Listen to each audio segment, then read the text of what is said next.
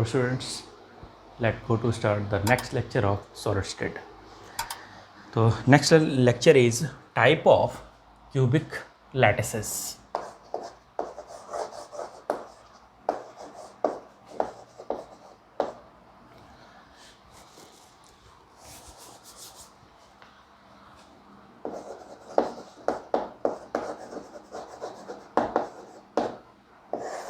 ठीक है, तो टाइप ऑफ क्यूबिक लैटिस। तो जो क्यूबिक लैटिस होता है, क्यूबिक के जो लैटिस बन रहा है, जाल बन रहा है, ठीक है, वो कितने टाइप से बन सकते हैं। ठीक है, मतलब जो उसका यूनिट सेल हो रहा है, वो यूनिट सेल कितने तरीके से, कैसे कैसे हम एटम को अरेंज करें तो क्यूबिक वाले और सारे बनते चले जाएंगे। ठीक है, तो इसमें कुल 4 कैटेगरीज हैं। ठीक है, 4 कैटेगरी हैं। पहले इनको देख ले रहे हैं, फिर इनकी डिटेल स्टडी करेंगे। तो first is simple cubic, second is body centred cubic, third is face centred cubic and last is and centred cubic. Simple cubic, body centred cubic, face centred cubic and centred cubic. Clear? अब simple cubic में क्या हो रहा है? Simple cubic में कैसे बन रहा है सिंपल क्यूब? तो कंस्टिट्यूएंट पार्टिकल्स को कहाँ पे अरेंज करें कि सिंपल क्यूब बन जाएगा? तो सबसे पहली बात आ रही है कि जो कंस्टिट्यूएंट पार्टिकल्स होते हैं, ठीक है, are present at all corners, सभी कॉर्नर्स पे होने चाहिए। जैसे देखिए,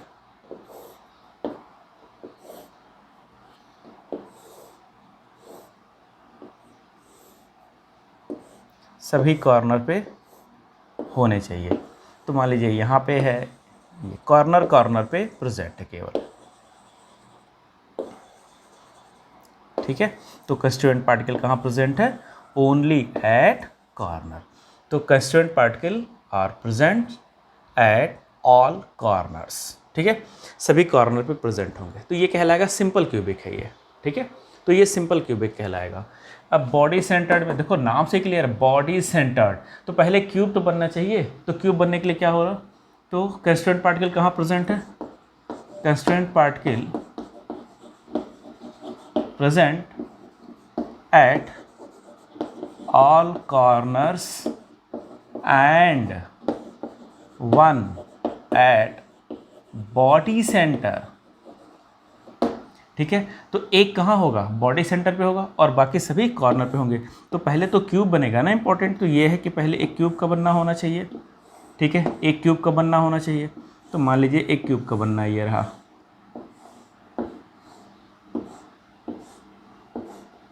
तो कहाँ पे होंगे? एट ऑल कॉर्नर्स, सभी कॉर्नर्स पे होंगे। सभी कॉर्नर्स पे हो गए। ठीक है, और कहाँ होना चाहिए? Body centre. तो एक कंस्टिट्यूएंट पार्टिकल कहाँ होना चाहिए? बॉडी के सेंटर पे होना चाहिए। ठीक है, तो सभी कॉर्नर पे, जैसे यहाँ पे सभी कॉर्नर पे, ये सिंपल क्यूब बन गया। अब कहाँ बन गया? एक बॉडी सेंटर, एक बॉडी के सेंटर पे आ गया। अब जितने भी कैलकुलेशन करेंगे बॉडी के सेंटर वाले को कंसीडर करते हुए कैलकुलेशन करेंगे। ठीक है, अभी आगे देखेंगे कैलकुलेशन कैसे हो रहा है। अब बात आ रही है फेस सेंटर्ड की, एफसीसी की बात कर रहे हैं। ठीक है, तो फेस सेंटर, नाम लिख रहा है फेस सेंटर, तो फेस के सेंटर पे तो पहले कहाँ होना चाहिए? कंस्टिट्यूएंट पार्टिकल प्रेजेंट एट, कहाँ होना चाहिए? All corners plus at all face centre. Face के सेंटर पे होना चाहिए, सभी कॉर्नर पे होना चाहिए और सभी फेस के सेंटर पे होना चाहिए, तभी तो फेस सेंटर बनेगा। अब किसी एक फेस की तो बात है नहीं यहाँ पे।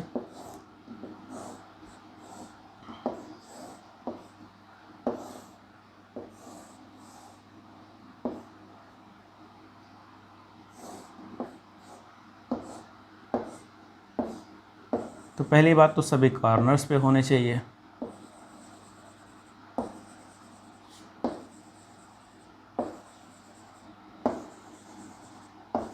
और कहाँ होने चाहिए? फेस के सेंटर पे। तो ये ऊपर वाला फेस है, इसके सेंटर पे ये साइड वाला फेस है, इसके सेंटर पे रख दिया। ये एक साइड वाला फेस है, इसके सेंटर पे रख दिया। ये एक बॉटम वाला फेस है, इसके सेंटर पे रख दिया। अब ये देखो, ये पीछे वाला फेस है बैक साइड का, ठीक है, तो इसका सेंटर यहाँ आ रहा है, यहाँ रख दिया। अब ये फ्रंट साइड का है, फ्रंट आगे वाला जो हमारे दिख रहा है, ठीक है, इसका सेंटर यहाँ है, हमने यहाँ रख दिया इसको, ठीक है। तो सभी सेंटर्स पे तो कितने फेस होते हैं? 6 फेस, 1 2 3 4 5 6। तो सभी कॉर्नर पे हो गए 8 कॉर्नर एंड 6 फेस, ठीक है। अब एंड सेंटर्ड क्या मतलब हुआ? पहले तो क्यूब होना चाहिए, तो सभी कॉर्नर पे होगा ही होगा। तो constituent particle present at all corners plus 2 constituent particles at opposite faces, opposite face centers। अब देखो यहाँ पे कह रहा है कि अपोजिट फेस सेंटर, चाहे ये कहिए और चाहे ये कहिए कि अल्टरनेट फेस पे होना चाहिए, ठीक है। तो एक फेस पे अगर हो गया तो दूसरे फेस पे नहीं होगा, तीसरे फेस पे होगा, ठीक है। देखो जरा,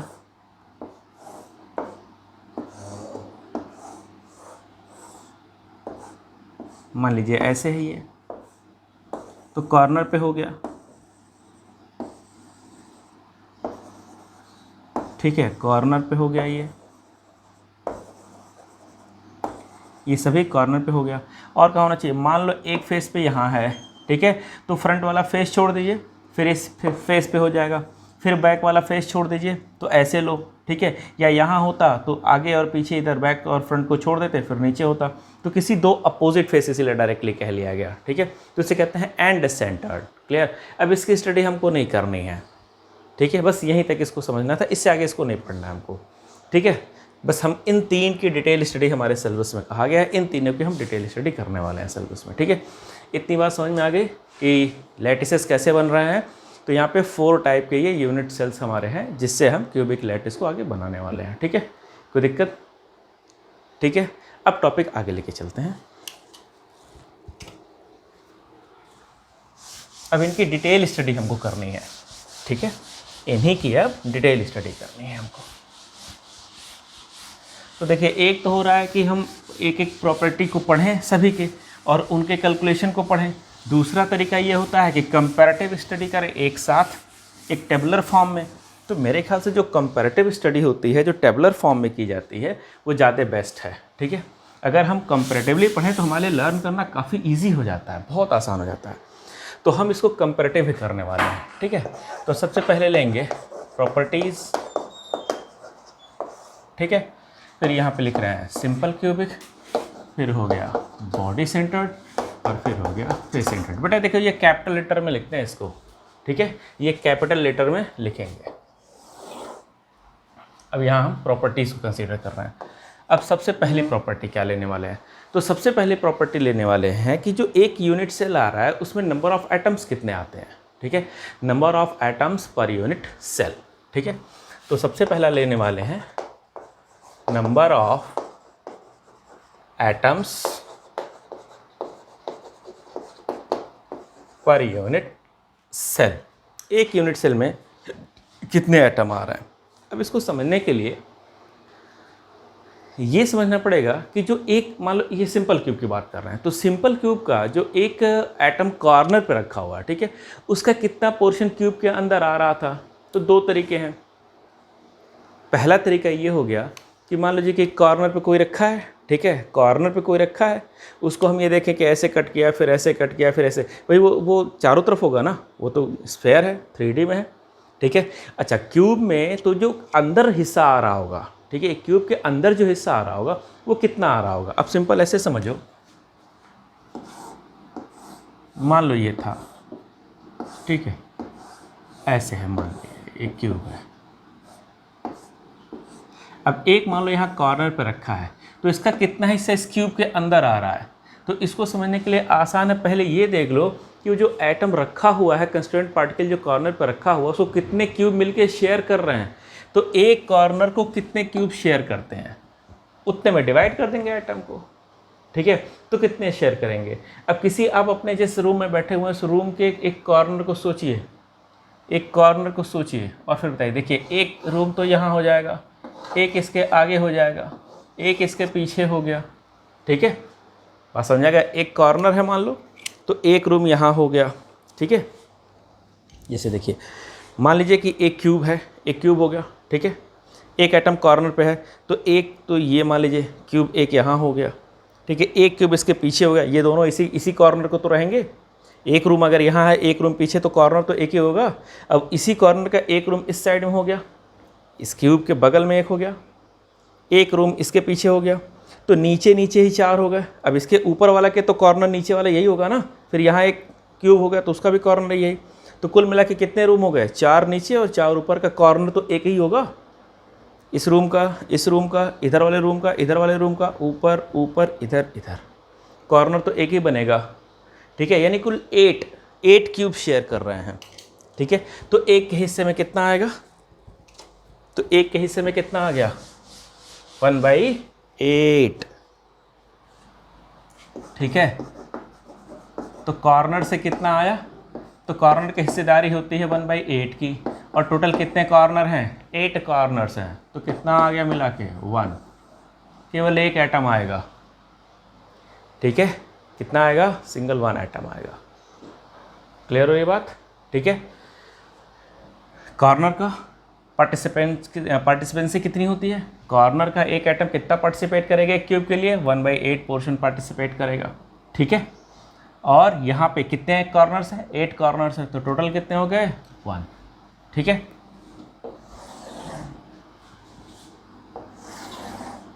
यहाँ तक ये बात समझ में आ रही है? ठीक है। अब बॉडी सेंटर्ड, तो सबसे पहले कॉर्नर की ही बात करें। कॉर्नर पे भी तो थे, तो कॉर्नर का कितना हो गया? 1/8 × 8, कुल मिला के कितना? 1। अब एक बॉडी सेंटर वाला भी तो है, तो बॉडी सेंटर में सीधा 1, तो बॉडी के सेंटर में अगर कोई एटम रख दोगे तो क्यूब के अंदर ही आ रहा है ना, वो तो रूम के बॉडी के अंदर ही आ रहा है, वो तो सिंपल 1 ले लेंगे। तो कुल मिला के कितने हो गए? तो कुल मिला के हो गए 2। कुल मिला के कितने हो गए? 2। अब फेस सेंटर की बात कर रहे हैं, तो फिर यहाँ पे देखो जरा, कॉर्नर्स के कितने हैं? 1/8 × 8, दिस इज़ 1, ठीक है। अब बताओ फेस सेंटर का कितना हिस्सा होता है? फिर वही, अब सपोज करिए इस फेस पर रखा है एक एटम, तो इधर कितना हिस्सा होगा इस रूम में? अरे हाफ इस रूम में होगा, हाफ पीछे वाले रूम में होगा। 2 ही रूम ना फेस को शेयर करते हैं, ये दीवार 2 ही रूम ना शेयर कर रहे होंगे, एक इधर और एक उस तरफ वाला, ठीक है।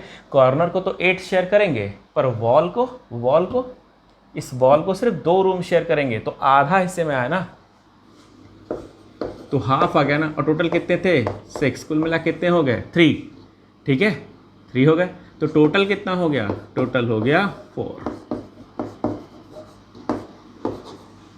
यानी यहाँ पे क्यूब को कितने शेयर कर रहे हैं? 4। अब एंड सेंटर्ड वाले में बात करते तो सभी कॉर्नर का मिला के 1 और आधा फेस सेंटर के मिला के 1, कुल कितने होते हैं? 2, ठीक है। इसी की तरह आता है बिल्कुल। बात समझ में आ गया? ठीक है। ये इतनी चीज़ क्लियर हो गई, पहली प्रॉपर्टी। अब सेकंड प्रॉपर्टी क्या है? सेकंड है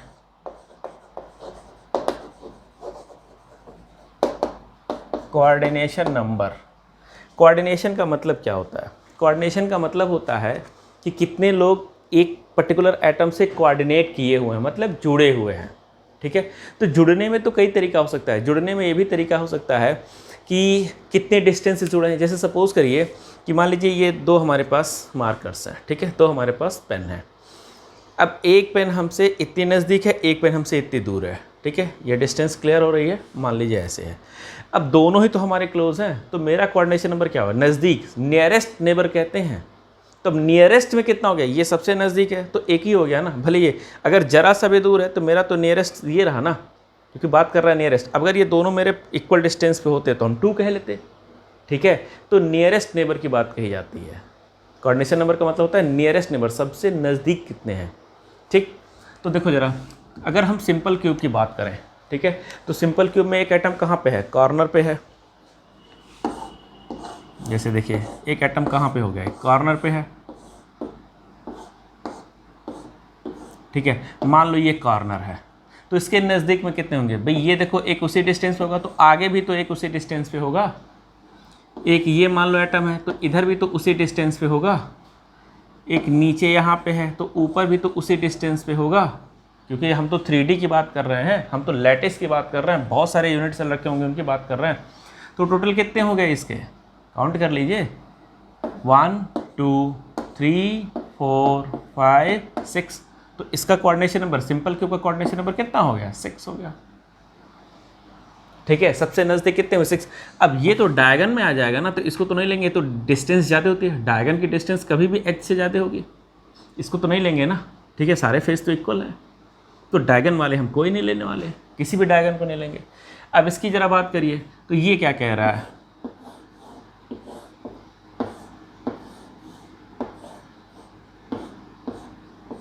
ये कह रहा है कि बॉडी सेंटर, तो बॉडी सेंटर वाले को पकड़ो ना, बॉडी सेंटर वाले।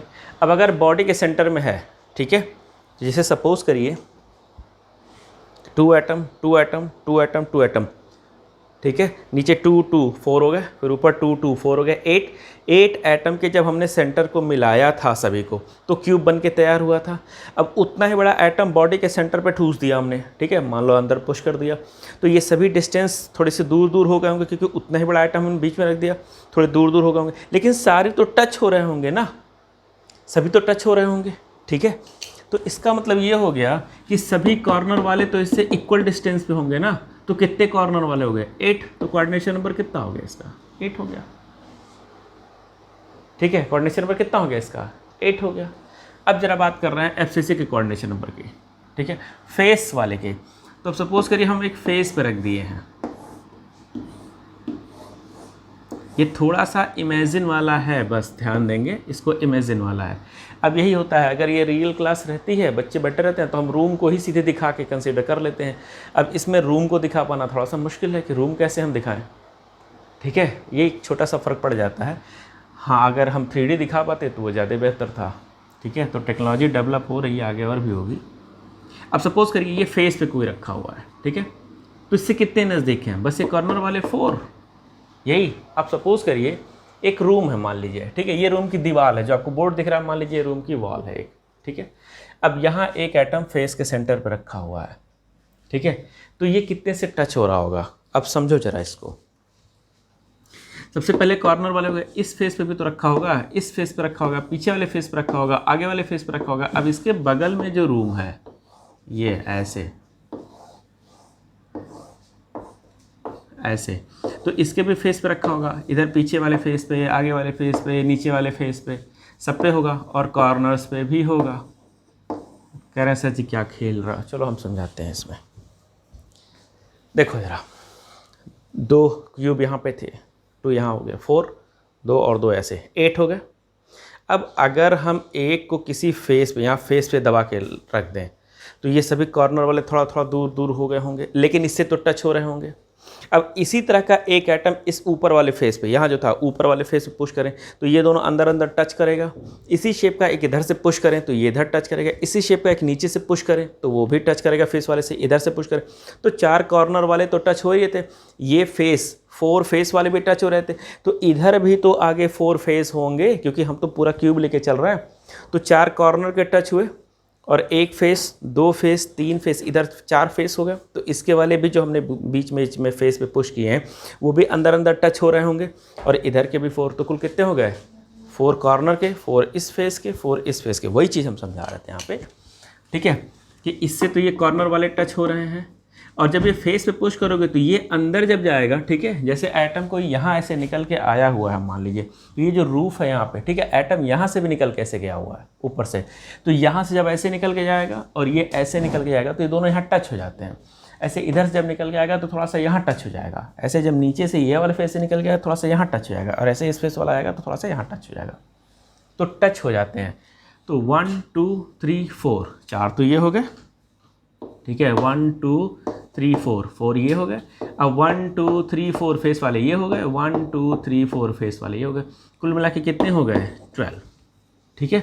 तो कुल मिला के कोऑर्डिनेशन नंबर कितना हो गया, 12। तो ये ध्यान रखना है, हालांकि कैसे होगा ये नहीं पूछा जाएगा, आगे बहुत आसान चीज़ है। आप क्या कर लेंगे, अगर आप इसको याद कर लेते हैं, ठीक है, अगर आप इसको याद रखते हैं तब भी कोई दिक्कत नहीं है, सिर्फ यही पूछता है कितना होता है कोऑर्डिनेशन नंबर, ठीक है। ये आपको बहुत रिसर्च की ज़रूरत नहीं है, अगर सिंपल रट लेते हैं ना तब भी बहुत अच्छा है, ठीक है। कि सिंपल क्यूब का 6 हो जाता है, BCC का 8 होता है, FCC का 12 होता है। सिंपल याद रख लेना है तो भी बहुत सफिशिएंट है, ठीक है। कोई दिक्कत समझने में? चलिए हाँ, आज नेक्स्ट की बात कर रहे हैं। हमारा थर्ड प्रॉपर्टी क्या है? तो ये शेप थोड़ा सा हटा दे रहे हैं, ये जो हमने डायग्राम बनाया हुआ है।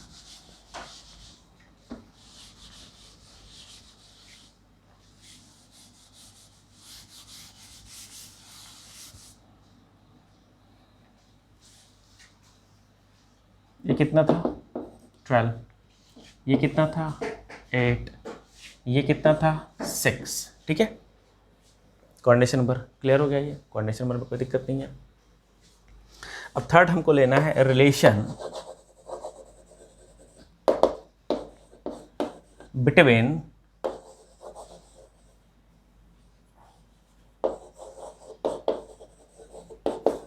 As length and radius of atom. Atom कहो या हम कंस्टिट्यूएंट पार्टिकल कहें। अब चूंकि सबको स्फेरिकल लेंगे, एटम आयन मॉलिक्यूल कुछ भी हो, सबको क्या लेना रहता है? स्फेरिकल लेना रहता है, ठीक है। तो ये हो गया रिलेशन, हमको फाइंड आउट करना है। क्लियर? किसके बीच रिलेशन? तो रिलेशन हमको देखना है जो एज लेंथ है। मान लीजिए हम कोई क्यूब बना रहे हैं, ठीक है। जैसे मान लीजिए यहाँ पे एक हमने क्यूब बनाया, यहाँ बना रहे हैं, एक हमने क्यूब बनाया,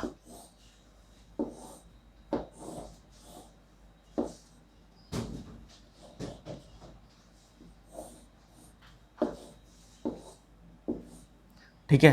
तो इसमें जो एज लेंथ है, अब ये मान लीजिए कि एज लेंथ है ये, ठीक है। ये एज लेंथ है, तो एज लेंथ को हमने किससे दिखा दिया? ए से। मान लीजिए एज लेंथ है यहाँ तक, ठीक है। और रेडियस, अब ये एज लेंथ आया कहाँ से होगा? एज लेंथ कहाँ से आया होगा? अरे भाई, दो एटम जब हम इस तरह से रखे रहे होंगे, बड़े बड़े दो एटम, तब ना ये एज लेंथ आ रहा होगा। एक एटम मैंने यहाँ पे रखा हुआ है, एक एटम यहाँ पे रखा हुआ है। इसके सेंटर्स को जब हम मिला दिए हैं तब जाके एज लेंथ मिला है, ठीक है। दो एटम दो दो ऐसे करके रखे हैं, सबके सेंटर को जब मिलाएंगे तब ना हमको एज लेंथ मिलेगा। तो यही तो यहाँ पे किया हमने, एज लेंथ ये मिल गया, ठीक है। तो ये हो गया एज लेंथ आर। ये एटम का सेंटर रहा, तो सेंटर से यहाँ तक क्या रहा? रेडियस। ये सेंटर रहा एटम का, यहाँ से यहाँ तक क्या रहा? रेडियस। ये दोनों मिला के बने हैं आर। तो ए इक्वल्स टू कितना हो गया? 2r। यही तो है रिलेशन, पूरा एज लेंथ 2r के इक्वल होगा, ठीक है। सिंपल है, बहुत बहुत सिंपल है। सिंपल क्यूबिक जैसे नाम वैसे सिंपल भी है, ठीक है। अब जरा देखते हैं बॉडी सेंटर्ड का। खास बात हमको क्या ध्यान रखना है? हमको खास बात ये ध्यान रखना है कि जो कहा गया है, जैसे बॉडी सेंटर्ड कहा गया है, ठीक है, तो बॉडी के सेंटर वाले को कंसीडर करना पड़ेगा, ठीक। तो जैसे यहाँ पे देखो, एक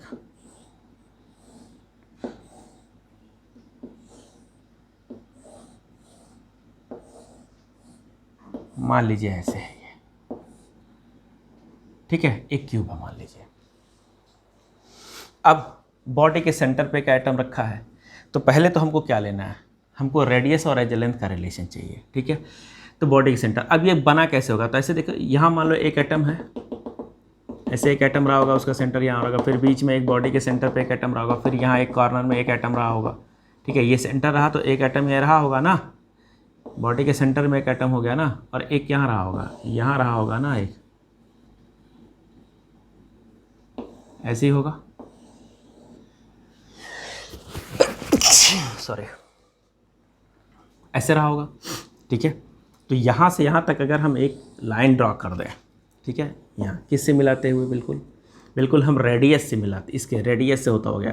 तो बेटा एक आर तो ये हो गया यहाँ से यहाँ तक, और 2r, दो रेडियस के बराबर यहाँ हो गया, एक रेडियस यहाँ हो गया, कुल मिला के कितने आर हो गए? 4r, कुल मिला के 4r हो गया। अब हमको ये निकालना है एज लेंथ। तो एज लेंथ तो यहाँ पड़ी है ना, ये है ना एज लेंथ, ये है ना एज लेंथ। तो कैसे निकालें? ठीक है, एक मान लो एक रूम है, इसके डायगोनल को हमको निकालना है, ठीक है।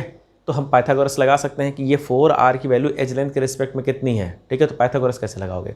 ये a है और ये डायगोनल, अगर फेस वाले का डायगोनल ले लें तो पूरे क्यूब का डायगोनल हो जाएगा ना, रूम का पूरा डायगोनल आ जाएगा, ठीक है। तो पूरे रूम का डायगोनल कैसे निकालेंगे? ये और यहाँ से ये मिला दें, ऐसे आ जाएगा, ठीक है, इसको और इसको। तो ये तो बेटा a है, ये तो बात हमको समझ में आ रही है, ठीक है।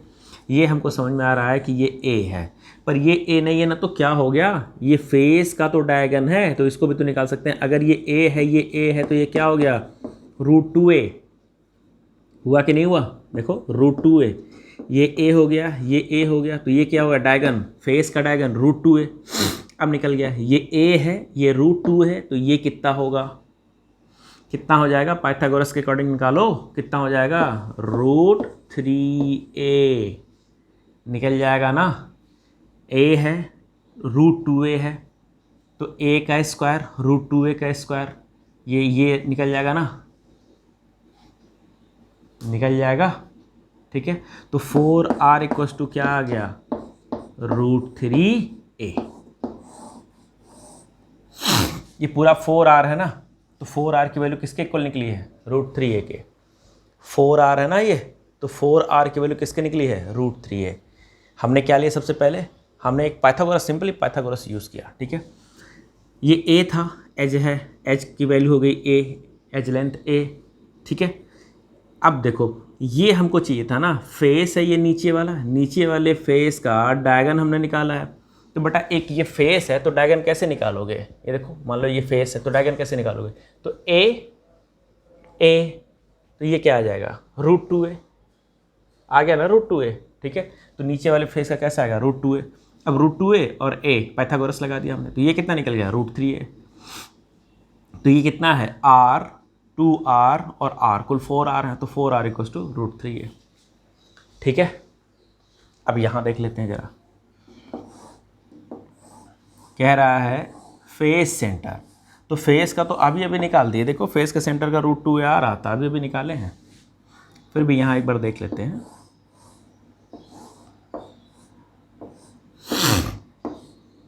किसी फेस का ले लो, ठीक है, किसी फेस का एक ले लेते हैं, इसी फेस का कंसीडर करते हैं, ठीक है। मान लो ये नीचे वाले फेस की बात कर रहे हैं, तो हमको क्या निकालना है, यहाँ एक एटम रखा हुआ है ना, एक एटम यहाँ रखा हुआ है, एक एटम इस फेस पे रखा है, एक एटम यहाँ है, यही है ना,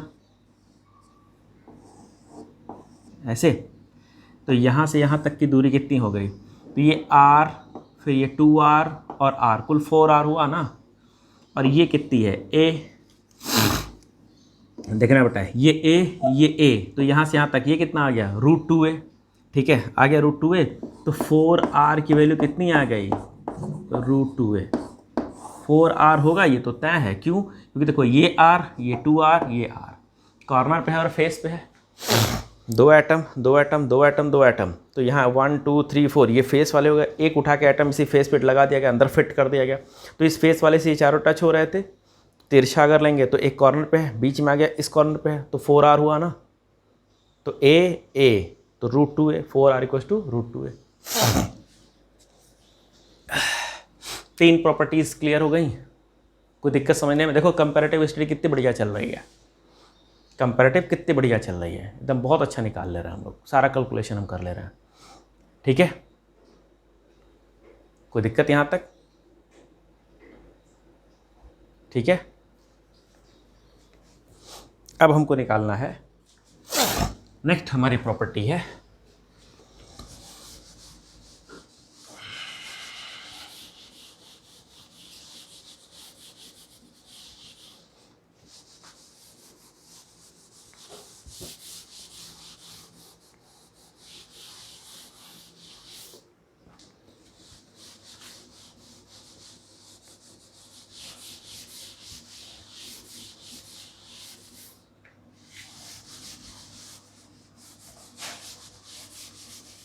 तो नेक्स्ट प्रॉपर्टी है पैकिंग फ्रैक्शन, ठीक है।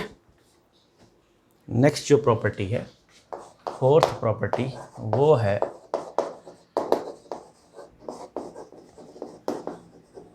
पैकिंग फ्रैक्शन, ठीक है, PF। पैकिंग फ्रैक्शन, पैकिंग का मतलब समझते हैं, पैकिंग का क्या मतलब होता है, कोई चीज़ पैक करना। तो एक बात, और जूते के डिब्बे में फ़ोन पैक करते हैं, एक पेन को रखना है, जूते के डिब्बे में रख दिया और खड़गड़ करते लेते चले जाएंगे, ऐसे करते हैं, कभी नहीं करते। क्या करते हैं हम, करते ये हैं कि पैकिंग का मतलब ये होता है, देखिए पेन का जो, अगर पेन गिफ्ट करते हैं तो पेन का कैसा होता है, जो बॉक्स होता है ऐसा ही होता है कि बस पेन बिल्कुल उसमें फिट आ जाए। तो हिलना डुलना नहीं चाहिए, मतलब जो जिस चीज़ को भी पैक कर रहे हैं वो ज़्यादा से ज़्यादा स्पेस ऑक्यूपाई करना चाहिए जिसमें पूरे में पैक कर रहे हैं। तो एटम की हम पैकिंग कर रहे हैं, एटम को लगा रहे हैं, ठीक है। अब एक क्यूब बन के जब तैयार हुआ एटम को फिट करने के बाद, तो अब हमको ये देखना है कि जो कंस्टिट्यूएंट पार्टिकल हैं वो कितना, पूरे क्यूब का कितना वॉल्यूम ऑक्युपाई करते हैं। बात समझ में आ गया, यानी कितना स्पेस खाली है और कितनी स्पेस ले लिया। तो बस यही हम वॉल्यूम का रेशियो एक निकालते हैं, किसके वॉल्यूम का, टोटल कंस्टिट्यूएंट पार्टिकल के वॉल्यूम का, किसके रिस्पेक्ट में, पूरे क्यूब के वॉल्यूम के रिस्पेक्ट में, ठीक है। तो पैकिंग फ्रैक्शन क्या हो गया, वॉल्यूम ऑफ, अब एटम मान ले रहे हैं, ठीक है, कंस्टिट्यूएंट पार्टिकल एटम जो भी मान ले रहे हैं, ठीक है, atom upon volume of cube. अब सिंपल क्यूब में कितने एटम होते हैं, तो यहाँ पे हम लिख दे रहे हैं 1 एटम, वॉल्यूम ऑफ 1 एटम। सबके लिए अलग अलग होगा, इसमें 1 एटम होगा, इसमें 2 होंगे, इसमें 4 होंगे, ठीक है। तो volume of 1 atom upon volume of cube. तो पैकिंग फ्रैक्शन क्या हो गया, तो volume of 1 atom, 1 into atom कैसा होता है स्फेरिकल, स्फीयर का वॉल्यूम क्या होता है 4/3 पाई आर क्यूब, यही होता है ना, ठीक है, upon volume of cube. Volume of cube क्या होता है ए क्यूब, अरे क्यूब की एज लेंथ क्या होती है ए, तो ए कितना हो गया ए क्यूब, वॉल्यूम तो ये होगा ना, ठीक है। तो ये हमारा एक फॉर्मूला हो गया। अब इसकी जगह पे हम z लिख सकते हैं अगर हमको फॉर्मूला पूछा जाए, ठीक है। z क्या हो रहा है, number of atom, simple cube के लिए z की वैल्यू 1, तो यहाँ पे z की वैल्यू कितनी हो गई 1, यहाँ पे z की वैल्यू कितनी हो जाएगी 2, यहाँ पे z की वैल्यू कितनी हो जाएगी 4, ठीक है। तो चलो जरा कैलकुलेट कर लेते हैं पैकिंग फ्रैक्शन।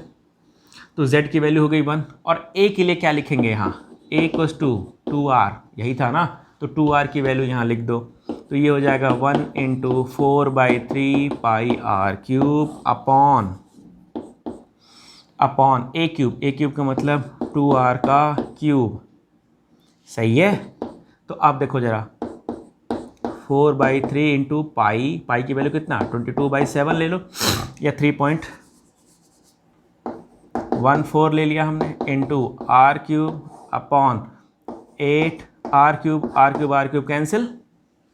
कैंसिल हो गया ना, ठीक है। अब ये सब कैलकुलेट कर लीजिएगा, तो पैकिंग फ्रैक्शन कितना आ जाएगा 0.52, ये पैकिंग फ्रैक्शन आ गया।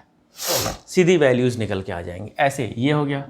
और 4r इक्वल्स टू क्या था ये √2a, तो a इक्वल्स टू क्या आ जाएगा √3 था ये, तो 4r/√3a ये आ जाएगा a की वैल्यू। तो पैकिंग फ्रैक्शन निकाल लेंगे तो कितना आ जाएगा, z की वैल्यू कितनी रखनी है हमने, z की वैल्यू 2 रखनी है हमने, तो 2 into 4/3 pi r cube upon a की जगह पे क्या लिखना है 4r/√3a का क्यूब, सॉरी a तो निकल गया ना, a तो हट गया, ये क्यूब, ठीक है। फिर आर क्यूब कैंसिल हो जाएगा, पाई की वैल्यू रखेंगे, सारा सॉल्व कर लेंगे, ठीक है। तो पैकिंग फ्रैक्शन कितना आ जाएगा 0.68, ये आ जाएगा, ठीक है, 0.68 आ जाएगा ये। समझने में कोई दिक्कत आ रही है, ऐसे यहाँ पे z की वैल्यू, और फिर 4r इक्वल्स टू √2a, तो a इक्वल्स टू क्या आ जाएगा 4r/√2। फिर यहाँ पे पैकिंग फ्रैक्शन निकाल देंगे, क्या हो जाएगा 4 into 4/3 pi r cube upon 4r/√2 का क्यूब, ठीक है।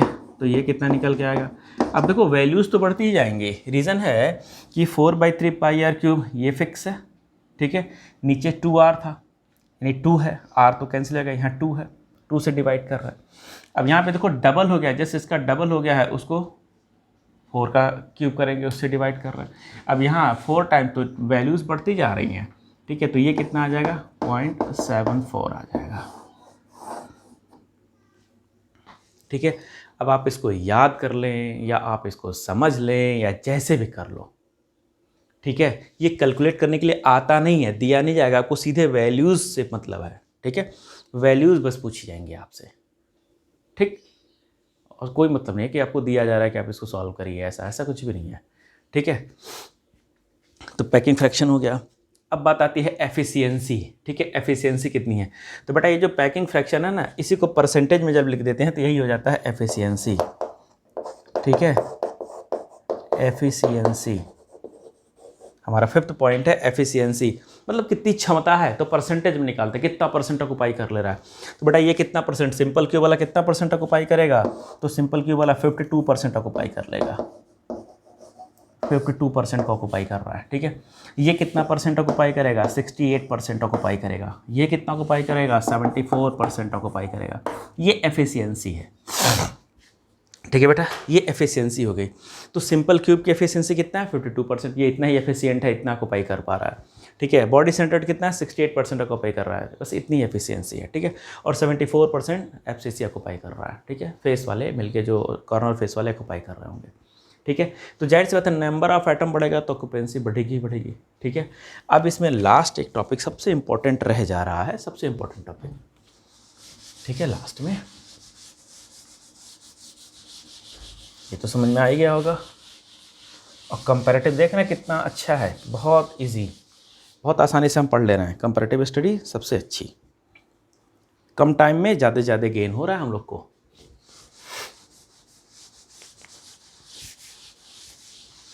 ठीक है। तो हम लोग जब पढ़ते थे तो हमारे टीचर ने सिखाया था कि बेटा जब कंपैरेटिव पढ़ोगे तो कम टाइम में ज़्यादा चीज़ गेन कर ले जाओगे, तो हमने वही चालू किया, ठीक है। तो हमारे टीचर ने हमें सिखाया था, हम आपको सिखा रहे हैं। हमेशा कंपैरेटिव पढ़िए, ज़्यादा इजी हो जाता है समझना चीज़ों को, ठीक है। और 6 प्रॉपर्टी लास्ट में हमारी है डेंसिटी, ठीक है, डेंसिटी। अब देखो बेटा डेंसिटी इक्वल टू क्या होता है, मास ओवर वॉल्यूम, यही ना होता है डेंसिटी, ठीक है। तो डेंसिटी किसकी ले रहा है, तो भाई मान लीजिए हमको दिया है कि सोडियम एटम है, ठीक है। सोडियम एटम ने मिलकर सिंपल क्यूब बनाया है, तो कॉर्नर पे कौन प्रेजेंट होगा, सोडियम एटम। तो सोडियम का मास कितना लेंगे, 23 ग्राम। तो जब ग्राम में लेने लगे तो ग्राम एक एटम का मास हो सकता है क्या, 8 एटम मिलके अगर बन रहे हैं और टोटल पार्टिसिपेंसी टोटल 1 एटम की सिंपल क्यूब में हो ही रही है, तो 1 एटम का मास कभी भी 23 या इसे कुछ ग्राम में होगा, कभी नहीं ना, AMU में होता है ना। तो यहाँ AMU नहीं लेते हैं, लेते तो ग्राम है। तो ग्राम को एक एटम में कन्वर्ट करेंगे एवोगाड्रो नंबर से डिवाइड करके, 11th वाला याद आ रहा होगा, ठीक है। मोलर मास को अगर मास से डिवाइड कर दें, मोलर मास को या छोड़ो, मोलर मास को नंबर ऑफ एटम से डिवाइड कर दें तो एक एटम का मास निकल जाएगा ना। अरे भैया एवोगाड्रो नंबर के बराबर एटम है, उसका टोटल मास दिया है, ठीक है। एक पूरे दीवार का टोटल दे रखा है, दीवार का मास कितना है पता करना हो, एक ईंट का मास कितना है, तो सारे ईंट से डिवाइड कर दो ना, नंबर ऑफ ईंट से डिवाइड कर दो, एक का मास निकल जाएगा। सेम ऐसे यहाँ पे है, ठीक है। तो मास, अब ये मास कैसा दिया है बेटा, मोलर मास, ठीक है, ये ऐसे दिया है। तो हमको क्या करना है, यहाँ सिंपल क्यूब के लिए अगर निकालना है डेंसिटी तो क्या करेंगे हम, यहाँ पे हम करने वाले हैं मास अपॉन वॉल्यूम, क्या होता है A क्यूब इंटू Na, ये डिवाइड कर दो, निकल गया ना। अब सिंपल क्यूब में तो 1 एटम होगा, इसमें तो 2 होंगे ना, उसमें तो 4 होंगे ना, तो और आसान उसके लिए कर ले रहे हैं, क्या कर ले रहे हैं, Z लगा लो, Z समझ में आ गया ना, ये हो गया, ये हो गया डेंसिटी का फॉर्मूला, ठीक है। अब इसके लिए Z की वैल्यू कितनी हो गई, इसके लिए Z की वैल्यू 1 हो गई। यहाँ Z की वैल्यू कितनी हो गई, इसके लिए Z की वैल्यू 2 हो गई। यहाँ Z की वैल्यू कितनी हो गई, Z की वैल्यू 4 हो गई, हो गई ना, ठीक है। अब यहाँ पे डेंसिटी कैलकुलेट कर लेते हैं। तो density equals to what, density equal to Z की वैल्यू हो गई 1, मोलर मास तो हमें क्या मालूम, वो तो गिवन रहेगा ना, हाँ A क्यूब को भी रहने दो। और यहाँ पे क्या लिख लेंगे, एवोगाड्रो नंबर। अब क्लास 11 पढ़े थे, 1/6.022 कितना होता है, 1 EMU की वैल्यू के बराबर होता है, कितना आएगा आंसर 1.66056, तो 1.66 बस ले रहा है, ठीक है। तो यहाँ डेंसिटी इक्वल टू कितना आ गया, 1.66 इंटू 10 के power -24 m upon A cube, ये निकल के आएगा डायरेक्टली डेंसिटी, ठीक है। अब क्वेश्चन में जो भी दिया रहेगा आइटम उसका मोलर मास ले लेंगे, ठीक है, उसका मोलर मास ले लेंगे। यहाँ पे A दिया रहेगा तो ये ले लेंगे। अब सपोज करें रेडियस दिया है तो कोई दिक्कत नहीं, यहाँ A इक्वल टू क्या होता है 2R, यहाँ पे लिख ले रहे हैं हम, ठीक है, स्पेस यहाँ नीचे नहीं है, तो 2r हो गया, तो ठीक है। तो डेंसिटी की वैल्यू कितनी हो जाएगी, अब a की जगह पे 2r का क्यूब ले लोगे, ठीक है, a की जगह पे 2r का क्यूब ले लोगे, तो ये आंसर आ जाएगा 2 × 10⁻25 m अपॉन r क्यूब, ये आ जाएगा। तो आप या तो डायरेक्टली रट्टा मार लो, बहुत आसान है, सिंपल क्यूब के लिए 2 हो जाएगा, सब में कंपैरेटिव भी कर देंगे, एकदम रट्टा मार लेंगे, कोई टेंशन नहीं है, ठीक है। अब यहाँ z की वैल्यू 2 है, तो बेटा बाकी सब तो सेम है, ठीक है। z की वैल्यू 2 रखा हमने, इधर m रखा, यहाँ क्या रहेगा, ये a क्यूब, अभी a को कहाँ हटा रहे हो, 6.022 10⁻23, ये तो यही है। अब अगर यहाँ 1 था तो वैल्यू इतनी आ रही थी, अब 2 करते तो इसको 2 से मल्टीप्लाई कर लो, ठीक है। तो कितना आ गया, कितना आ गया, 3.32 into 10⁻24 m upon a cube, ये आ गया। अब अगर रेडियस में कन्वर्ट करना है तो रेडियस में कन्वर्ट करना है तो a इक्वस टू, बोलो जल्दी, a इक्वस टू 4r/√3, तो डेंसिटी कितनी निकल के आ जाएगी, तो डेंसिटी निकल के आ जाएगी 2.7 इंटू 10⁻25। ध्यान देना, यहाँ 24 यहाँ 25 है, यहाँ 24 है, यहाँ 25 है, m अपॉन r क्यूब। इसे कहते हैं डायरेक्ट सॉल्व करके रखे रहना घर पे, साहब गन लोड है, बस फायरिंग की ज़रूरत है, एकदम लोड करके रखे रहना, पूरा सॉल्व करके रख दे रहा है, ठीक है। ऐसे यहाँ पे डेंसिटी क्या हो जाएगा बेटा, 4 into m upon a cube 6.022 into 10⁻23, ठीक है। तो सीधा सीधा कैलकुलेशन है, सीधा सीधा सॉल्व करेंगे, कितना आएगा 6.64 into 10⁻24 m upon a cube, इतना। या फिर आपको मालूम है कि हमें a की वैल्यू कितनी लेके चलनी है, 4r/√2, यही हुआ ना, 4r/√2। तो फिर डेंसिटी इक्वल्स टू क्या लेके चलने वाले हो, 2.92 into 10⁻25 m upon r cube. ख़त्म, पूरा हमने कंपैरेटिव स्टडी जो आपके बुक में 10 पन्ने में दिया हुआ है, हमने एक पेज में सारा सॉल्व कर लिया। ये आपके 10 पेज में दिया है, पहले डेंसिटी के लेके तीनों का डेंसिटी एक एक का, पहले सिंपल क्यूब का सारी प्रॉपर्टी निकाला है, फिर बीसीसी की सारी प्रॉपर्टीज़ निकाला है, फिर फेस की सारी प्रॉपर्टीज़ निकाला है, कुल 10-15 पन्ने में ले गया है। यहाँ हम लोगों ने क्या किया है, एक पेज में सारा ख़त्म, ठीक है। आप एकदम उंगलियों पे खट खट खट कैलकुलेट करते सब साथ में चले जाएंगे।